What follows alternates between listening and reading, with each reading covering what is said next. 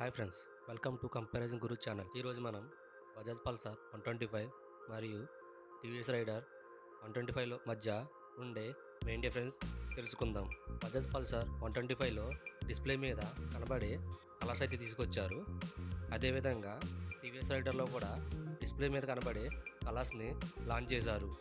ఇక మైలేజ్ విషయానికి వస్తే పల్సర్ 125లో 1 లీటర్కి 50 కిలోమీటర్స్ మైలేజ్ అయితే ఇస్తుంది. అదేవిధంగా రైడర్ 125 1 లీటర్కి 57 కిలోమీటర్స్ మైలేజ్ అయితే ఇస్తుంది. మైలేజ్ విషయానికి వస్తే పల్సర్ 125 కంటే రైడర్ బెటర్ అని చెప్పవచ్చు. నెక్స్ట్ వచ్చేసి స్టార్టింగ్. పల్సర్ 125లో సెల్ఫ్ స్టార్ట్తో పాటు కిక్ కూడా ఇచ్చారు.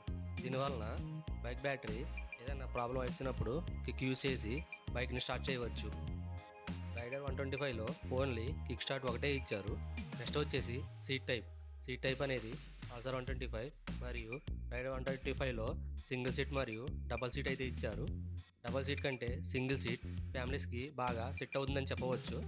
ఇక బ్రేకింగ్ సిస్టమ్ అయితే పల్సర్ 125లో front brake, disc and back brake drum అయితే ఇచ్చారు.